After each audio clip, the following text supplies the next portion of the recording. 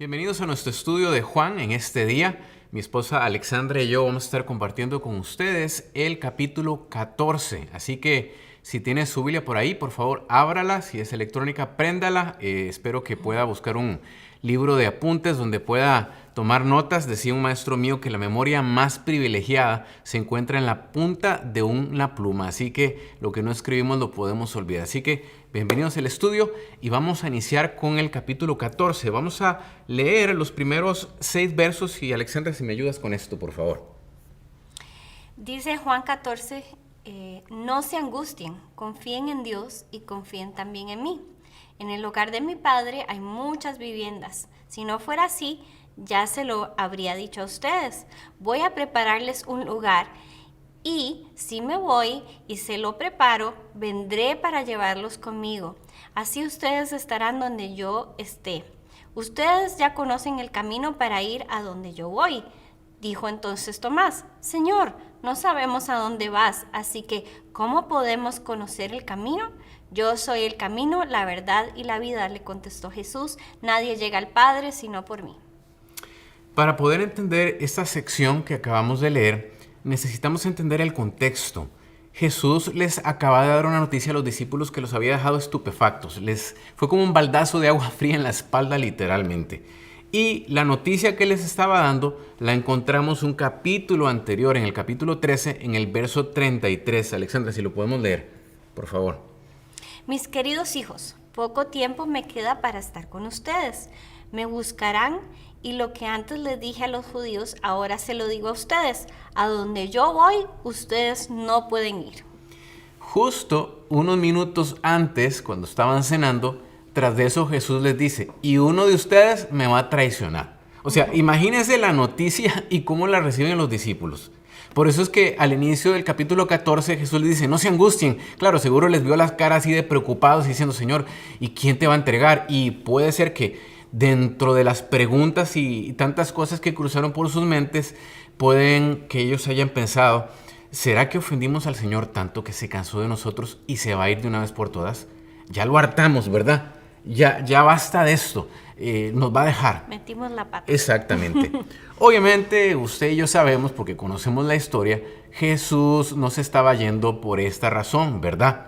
Porque aún a pesar de que Jesús les había enseñado acerca de su muerte, sepultura y resurrección, los discípulos aún seguían pensando, bueno, es porque por la conducta de nosotros es que Él se está yendo. Pero ¿sabe algo?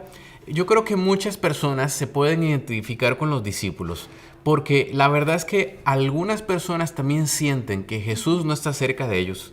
Piensan que, bueno, será porque yo he cometido muchos errores, porque la verdad mi conducta no ha sido de la mejor.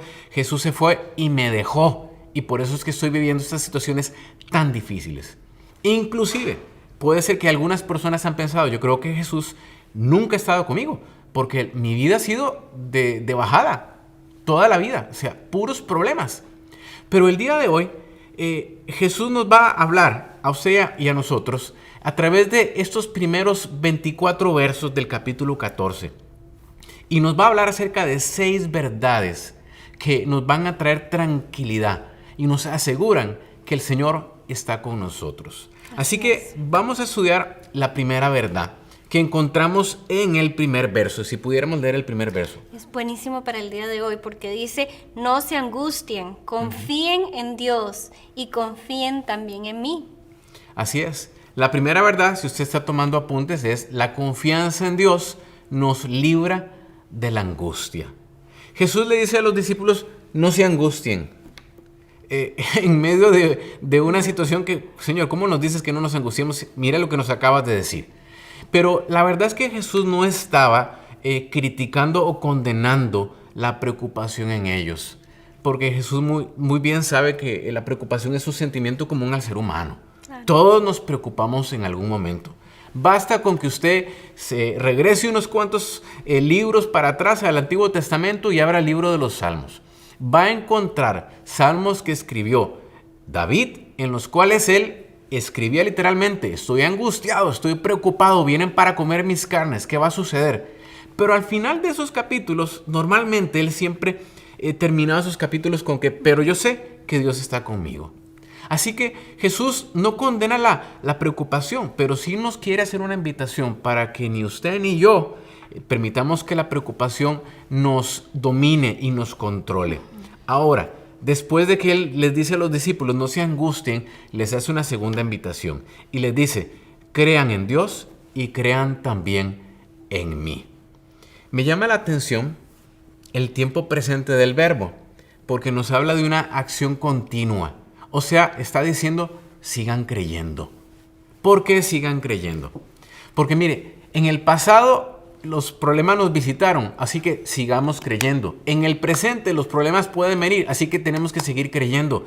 Los problemas no van a estar ajenos a nosotros los cristianos, así que el seguir creyendo es necesario porque las situaciones van a visitarnos y van a revisitarnos una y otra vez. Ahora, necesitamos entender algo.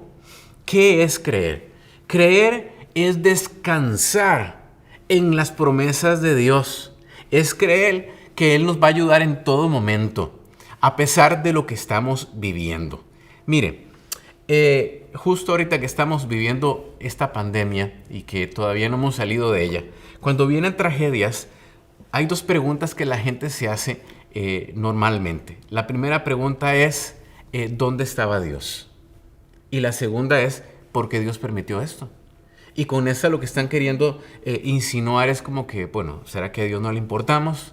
¿Será que Dios no puede hacer nada al respecto con esta situación que estamos viviendo? ¿O Dios es malo? O Dios es malo, ¿verdad? Pero tenemos que entender algo. Como mencioné hace un momento, los cristianos no estamos ajenos a los problemas. Jesús dijo, en el mundo tendrán aflicción. Pero luego agregó algo, pero confíen, yo he vencido al mundo. Y luego más adelante también se nos escribe en la Biblia, dice que aunque andemos en valle de sombra y de muerte, no temeremos mal alguno, porque Él estará con nosotros. Esa promesa nos asegura que en medio de las circunstancias que vivamos, si ponemos nuestra confianza en Dios, entonces va a ser como un ancla de la cual nos vamos a agarrar para no movernos y que no nos lleve el mar a la deriva. Así que tenemos que recordar esto. Y recordaba también otro verso que el mismo salmista David escribió. Y me encanta porque él dice, en el día en que yo temo. O sea, no caminó en negación. No caminó en negación. Reconocía su temor, su angustia. Claro, como ser humano, reconocía la situación que estaba viviendo. Pero él dijo, en el día en que yo temo, en Dios confío. O sea, la confianza es la clave. Es la clave para mantenerse en medio de la angustia. Podrá venir la angustia, pero mi confianza es mayor que la angustia. Así que esa es la primera verdad que les compartimos el día de hoy. Y vámonos a la segunda. Alexandra, ¿cuál es la segunda? Bueno, la segunda verdad que nos trae muchísima paz en nuestra vida, y es tal vez algo que no pensamos mucho, pero Jesús lo dejó como algo muy importante para nosotros, es que nuestro futuro en Jesucristo está asegurado. Así es. Y es como darnos una perspectiva de eternidad, lo que Jesús hace en este versículo. Podemos leer el versículo 2 y 3, por favor. Claro que sí. Dice, en el hogar de mi Padre hay muchas viviendas. Si no fuera así, ya se lo habría dicho a ustedes. Voy a prepararles un lugar. Y si me voy y se lo preparo, vendré para llevármelos conmigo. Así ustedes estarán donde yo esté. Jesús les estaba diciendo, el futuro eterno de ustedes está asegurado. Tranquilos, muchachos, ¿verdad? La cosa no se acaba aquí en la tierra, la cosa sigue en la eternidad, y ustedes van a poder estar conmigo porque yo voy a ir a prepararles un lugar a ustedes. Ahora, muchas veces hemos leído este pasaje, Randall, y yo siempre me he preguntado, y sé que hay gente que se ha preguntado, ¿cómo va a ser eso de que vamos a tener moradas, casas, viviendas en el cielo? Claro. Va a ser que Dios nos va a hacer así una super mansión lujosa. Va a ser residencias, ¿verdad? Sí, y una cosa así lujosa, exclusiva. A veces pensamos, porque es el cielo, no podemos pensar nada menos que una mansión, pero ¿cómo voy a vivir yo sola en una casa? ¿O cómo va a ser la cosa? ¿Con quién voy a vivir? ¿Quién me va a ayudar a limpiar la casa tan grande? ¿Quién me va a ayudar? Y yo creo que aquí lo que Jesús está hablando no es de bienes raíces. Él no le interesa importa si es una casa para cada uno o algo así, sino que tenemos que contextualizarlo y saber un poquito a qué se refería Jesús de esto de moradas o de casas, de viviendas. En el Oriente se usaba en aquellos tiempos de Jesús que una pareja eran novios, pero pasaban un tiempo que era el compromiso o se desposaban, por decirlo así. Entonces ellos se comprometían y el novio se iba a la casa de su familia, fuera lejos o cerca, y ahí él empezaba a construir una sección, un anexo a la casa de la familia de él, que iba a ser la casa de esa pareja, pero realmente era la casa de la familia. Entonces, él construía esa sección. Cuando él terminaba, en ese periodo él terminaba esa sección de la casa, entonces él iba con su novia y ya se casaban y se traía la novia con él, y entonces la novia formaba parte de esa casa. Jesús en la Biblia se presenta como el novio y la iglesia como la novia. Entonces Jesús se fue a prepararnos ese lugar en la casa del Padre, a nosotros como hijos de Él, como la novia más bien, como la novia viene y prepara esa casa, esa morada para nosotros. ¿Para qué? Porque Él promete que va a regresar por nosotros y nos va a llevar a vivir en la casa del Padre. Entonces realmente a eso se refiere, no se refiere a un tipo de vivienda como nosotros la conocemos aquí, sino más bien a esa relación eterna que nosotros vamos a poder disfrutar con el Padre. Así es. Y eso era parte de lo que le traía una gran paz a los discípulos. O sea, no, la cosa no se acaba aquí, la cosa continúa en la eternidad y va a continuar conmigo y con mi Padre. Qué belleza, ¿verdad? Y Pablo, tenemos que recordar las palabras de Pablo que decían que para él el vivir era Cristo y el morir era ganancia. Así es. Entonces, nosotros tenemos que caminar sabiendo que, ¿qué es lo peor que puede pasar? ¿Morirnos? No, realmente, porque morirnos, como decía Pablo, es ganancia y es estar en esa morada celestial.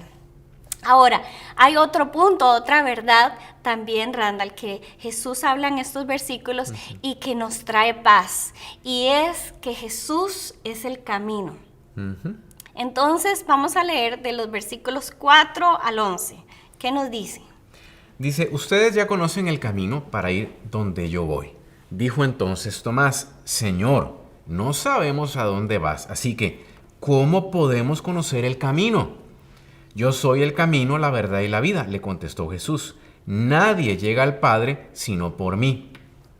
Si ustedes realmente me conocieran, conocerían también a mi Padre, y ya desde ese momento lo conocen y lo han visto. Señor, dijo Felipe, muéstranos al Padre y con eso nos basta.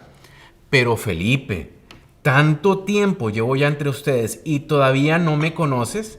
El que me ha visto a mí, ha visto al Padre. ¿Cómo puedes decirme, muéstranos al Padre? ¿Acaso no crees que yo estoy en el Padre y que el Padre está en mí? Las palabras que yo les comunico no las hablo como cosa mía, sino que es el Padre que está en mí el que realiza sus obras. Créame cuando les digo que yo estoy en el Padre y que el Padre está en mí, o al menos créame por las obras mismas, ¿verdad? Aquí vemos dos personajes. El primero es Tomás. Justamente estaba yo pensando que cuando uno está en una situación de angustia, lo que primero salta son las dudas y la incredulidad. Así es. Y Tomás era uno de esos discípulos que se caracterizaba por ser el incrédulo, hasta no ver, no creer. Y muchas veces, lamentablemente, nosotros somos así, ¿verdad? Igualitos, así que no hay que criticar. No hay que criticarlo por eso. Pero Jesús se toma el tiempo y no condena a Tomás, sino que le empieza a decir, Tomás, acuérdate. Le dice, yo soy el camino, la verdad y la vida. Porque él le dijo, ¿cómo hacemos? ¿A dónde vas, Señor? ¿A dónde vas? Y entonces, ¿cómo vamos a llegar? ¿Cómo podemos llegar a dónde vas? ¿Cuál es el camino para ir? Y yo creo que esto es muy simbólico, Randall, porque en la vida muchas veces uno se pierde el rumbo. Así es. Y la Biblia dice en Isaías que todos nosotros nos descarriamos como ovejas, que todos perdimos el rumbo en la vida, pero que Jesús es ese camino que nos lleva hacia el Padre Celestial. Entonces, en la vida nosotros podemos tener la paz, la confianza, la seguridad de que vamos a un lugar seguro, que vamos en el camino correcto cuando vamos de la mano de Jesús. Jesús dijo, yo soy el camino, porque sin el camino, ¿uno a dónde va? Está perdido. Está perdido. Es como hoy en día que usamos los GPS, ¿verdad? Los ¿cómo se dicen? Otra Centro manera de localizadores no sé, electrónicos, digamos, o los que mapas electrónicos, por decirlo así. Y entonces es como que uno quiera llegar a un lugar y ahora sin este localizador, sin este GPS, no sabemos cómo llegar y estamos completamente perdidos. Pero Jesús dice, no se preocupen, ustedes tienen el camino, yo soy ese camino y no hay otro camino. Así es. Hay mucha gente que dice, bueno, todos los caminos llevan a Roma. No, Jesús es el camino. El único camino. Y no se queda Jesús diciendo yo soy el camino, sino que nos da otras cosas más que Él es. Que Él se revela aún más a Tomás y a los discípulos y a nosotros. Y le dice, yo soy la verdad. Tranquilos, porque yo soy la verdad. Ustedes no van a caminar en un engaño. Yo no los estoy engañando. Así es. Voy a hacer la verdad que ustedes necesitan. Y como dice la Escritura también, esa verdad los va a hacer libre. Cuando nosotros caminamos de la mano de Jesús, caminamos en la verdad, no en un engaño, y vamos a ser libres en esa verdad. Y lo último que dice es, y yo soy la vida. Jesús le dijo, sí, yo voy a morir, pero yo soy la vida, porque yo estoy poniendo mi vida para que ustedes puedan vivir junto conmigo. Así es. La Biblia dice que nosotros estábamos muertos en nuestros delitos y pecados, pero que Jesús al morir en la cruz nos otorga vida, el regalo de la vida. Y luego sale Felipe. No solo Tomás, sino que sale Felipe también a cuestionar a Jesús. Y Felipe le dijo, bueno, Señor Jesús, está bien, tú eres el camino al Padre, pero muéstranos al Padre, no nos conformamos contigo, queremos ver al Padre. Pero aquí entonces Jesús sale diciendo otra vez, Felipe, recuerda, yo soy con el Padre, mi Padre y yo somos uno. Le está recordando el poder y la belleza de la Trinidad, el misterio de la Trinidad. Jesús estaba con su Padre y Jesús era la representación del Padre ante ellos. Y ellos tenían que aceptar que Jesús era 100% Dios, que era divino. Y eso es lo que Jesús les está diciendo. Para poder aceptar que yo soy camino al Padre, tienes que saber que yo también soy Dios, Felipe. Así es. Y esto nos lleva entonces a la cuarta verdad para caminar en tranquilidad.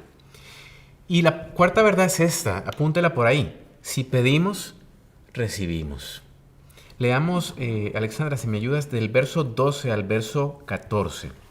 Ciertamente les aseguro que el que cree en mí, las obras que yo hago también él las hará. Y aún las hará mayores, porque yo vuelvo al Padre. Cualquier cosa que ustedes pidan en mi nombre, yo la haré. Así será glorificado el Padre en el Hijo. Lo que pidan en mi nombre, yo lo haré. Es interesante cuando leemos estos versos, porque muchas personas se han tomado de la promesa que Jesús está mencionando acá, para decir, lo que tú digas será hecho. Y el problema con esto es que estamos reduciendo a Jesús como si fuera el genio de la botella, ¿verdad? O sea, lo que a mí se me ocurra, cualquier deseo que yo tenga, si lo pido, lo voy a recibir. Pero para poder realmente entender lo que Jesús nos está diciendo aquí, tenemos que entender el contexto. Para entender el contexto hay que irnos al verso 12, porque ahí comienza la explicación. Lo voy a repetir el verso. Dice, ciertamente les aseguro que el que cree en mí, las obras que yo hago, él las hará, y aún las hará mayores, porque yo vuelvo al Padre. Cuando Jesús se fue con el Padre, dejó un vacío ministerial que los discípulos tomaron y que nosotros el día de hoy seguimos con esa estafeta caminando. Entonces, luego el verso 13 nos dice, cualquier cosa que ustedes pidan en mi nombre, yo la haré y así será glorificado el Padre. Cualquier cosa que ustedes pidan. O sea, que cualquier oración que nosotros elevamos en continuación con el ministerio de Jesús va a ser respondida como si Jesús mismo fuera el que lo estuviera pidiendo. Y luego el verso 14 nos habla de cuál es la condición de esta promesa. El verso 14 dice, y lo que pidan en mi nombre, yo lo haré. O sea que hablar y actuar en el nombre de una persona es hablar y actuar bajo las intenciones, con los mismos intereses y deseos de esa persona. O sea que cuando nosotros pedimos en el nombre de Jesús, estamos pidiendo por los intereses de Jesús, en la continuación del ministerio de Jesús, no los deseos que a mí se me ocurran. No son oraciones centradas en mí mismo. Es ser como un embajador de Jesús. Exactamente. Un representante de Jesús. Ahora, Alexandra, si somos honestos y con una mano en el corazón, a veces yo me he dado cuenta que durante el transcurso de mi caminar espiritual, no necesariamente todas mis oraciones fueron oraciones enfocadas en los intereses de Jesús, sino en mis propios deseos. Como dijo una vez alguien hace algún tiempo atrás, me di cuenta que yo planificaba, hacía todo y luego llegaba con Dios, Señor, bendice lo que yo ya hice, ¿verdad? Pero eso no es así. Conforme maduramos en la fe, vamos conociendo más del Señor y nos adentramos en la palabra, que es justo lo que usted está haciendo con estos estudios, por eso lo felicito. Vamos madurando y vamos entonces alineándonos más y nuestras oraciones se alinean más a los intereses de Jesús. Pedimos de acuerdo a la voluntad del Señor. ¿Por qué? Porque oramos de acuerdo a la palabra de Dios. Es por eso muy importante que cuando oremos, oremos con la palabra, no de acuerdo a lo que nosotros queremos. Claro. Porque hay mucha gente que reclama, pero es que Dios nunca contestó mi oración. Bueno, es que nunca la contestó porque habría que revisar si esa oración fue de acuerdo a la palabra de Dios. Entonces, si pedimos, recibimos. Es la cuarta verdad. Ahora, seguimos con la quinta verdad. Si usted está tomando apuntes, es contamos con un ayudador. Si leemos, Alexandra, del verso 15 al verso 17, por favor. Si ustedes me aman, obedecerán mis mandamientos. Y yo le pediré al Padre y Él les dará otro consolador para que los acompañe siempre. El Espíritu de verdad, a quien el mundo no puede aceptar porque no lo ve ni le conoce. Pero ustedes sí lo conocen, porque vive con ustedes y estará en ustedes. Jesús le dice a los discípulos, si ustedes me aman, obedecerán. O sea, Él pone una conexión sumamente importante entre lo que es el amor y la obediencia. Están completamente conectadas. Quizás usted recuerda la historia del momento donde cuando vienen los soldados romanos a apresar a Jesús. En un momento de euforia, de amor, ¿verdad?, que Pedro tiene por su maestro, desenvaina la espada para defender a Jesús y hasta termina cortándole la oreja a un soldado. Pero Jesús lo detiene. Jesús en el fondo no estaba queriendo, en primer lugar, ni que lo defendiera porque no tenía por qué defenderlo. Él tenía su misión muy clara de redención. Pero en segundo lugar, lo que Jesús realmente quería de Pedro no era un momento de euforia, de amor, Señor, te amo. No, era obediencia diaria y consistente, que es más difícil que un momento de euforia decir, Señor, te amo. Claro. La verdad. Ahora, Jesús, que nos conoce muy bien, a usted y a mí, Él sabe que obedecer de esta manera no es posible para el ser humano. Es por eso que Él envió al Espíritu Santo, para que nos ayude. Y cuando Jesús le estaba diciendo a los discípulos, yo les voy a enviar al Espíritu Santo, eso tenía que haber sido una noticia que los dejara con la boca abierta. Porque ellos entendían que el Espíritu Santo no era enviado a cualquier persona. De hecho, si nos vamos al Antiguo Testamento, el Espíritu Santo nada más venía sobre ciertos individuos en ciertos momentos específicos de la historia y para ciertas misiones que eran dadas por Dios. Pero si leemos la Biblia registra muy pocas personas, en raras ocasiones donde el Espíritu Santo moró en ellos permanentemente. Uno de esos casos fue Juan el Bautista. Lucas capítulo 1, el verso 15 nos dice que el Espíritu Santo moraba en Juan el Bautista. Pero ahora aquí Jesús le dice a los discípulos, en ustedes 11, el Espíritu Santo va a estar habitando en ustedes. Y nosotros que conocemos la historia en Hechos, sabemos que el Espíritu Santo vino sobre más y sobre nosotros también el día de hoy.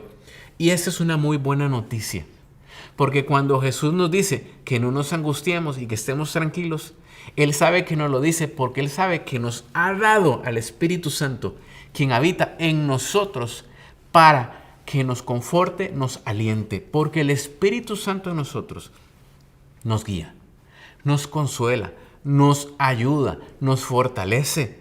Tenemos el fruto del Espíritu Santo, que es amor, gozo, paz, paciencia cuando más la necesitamos, benignidad, bondad, fe, mansedumbre, dominio propio. Todo lo que usted y yo necesitamos en esta vida para caminar firmes en los caminos del Señor, lo tenemos porque tenemos al Espíritu Santo en nosotros. Y esto nos da la seguridad entonces de que podemos caminar libres de angustia porque tenemos el Espíritu Santo. Ahora, esto nos lleva entonces a la última verdad, la sexta verdad para caminar tranquilos en este mundo. ¿Cuál es esta, Alexandra? La sexta verdad es que no somos huérfanos. Qué importante es eso de no ser huérfano o no sentirse huérfano. Y aquí vemos la característica de Dios de amparar, ¿verdad? No es un papá que abandona, jamás. No es un papá que nos deja solos, que nos desprecia, sino que Él nos ampara. Versículos 18 al 21 vamos a leer. Dice así: no los voy a dejar huérfanos, volveré a ustedes. Dentro de poco el mundo ya no me verá más, pero ustedes sí me verán. Y porque yo vivo, también ustedes vivirán. En aquel día ustedes se darán cuenta de que yo estoy en mi Padre y ustedes en mí, y yo en ustedes. ¿Quién es el que me ama? El que hace suyos mis mandamientos y los obedece. Al que me ama, mi Padre lo amará, y yo también lo amaré, y me manifestaré a él. Esto es hermoso cuando nosotros nos sabemos hijos de un Padre que nos ama, que se va a manifestar a nosotros, entonces podemos caminar en paz. Eso es así. Cuando alguien se siente huérfano, cuando alguien se siente que no tuvo ese apoyo de un papá, de una mamá que estuvo ahí, sino que fue abandonado, qué vacío tan grande. Tremendo. Vive en la vida. Entonces trata de vivir la vida buscando cómo puede solucionar cosas solo, cómo puede llenar vacíos solito, cómo puede vivir una vida solo. Se vuelve egoísta, se vuelve un poco egocentrista. Desconfiado de los demás. Pero aquí el Señor Jesús nos está diciendo, ustedes no son huérfanos, les dejo promesas. Una de las promesas es que Jesús dijo que Él iba a volver, ¿verdad?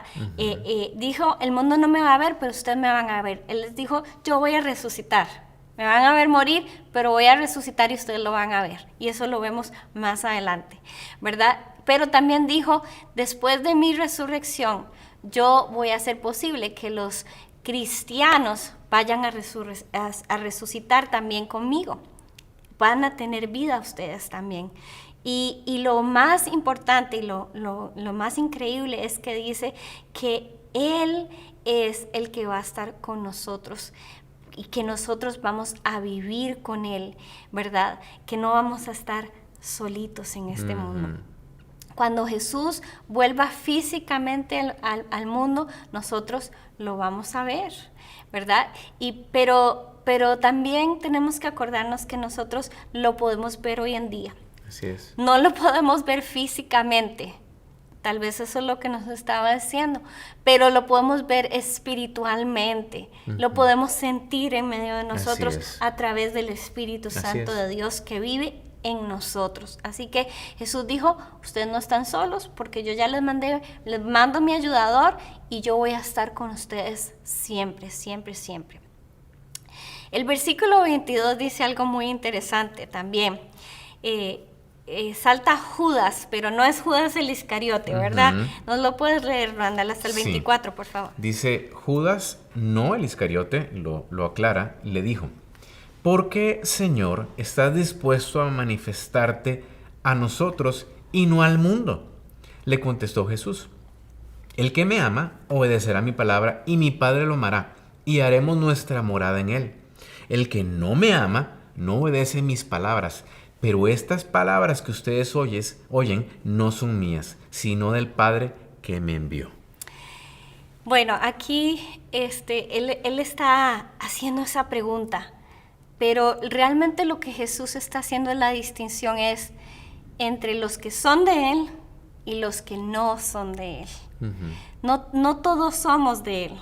Así es. Dios nos ama a todos, ama a todas las personas y le da las oportunidades a todos, pero no todos somos de Él. Hay algunos que son de Él y esos que son de Él tienen sus características.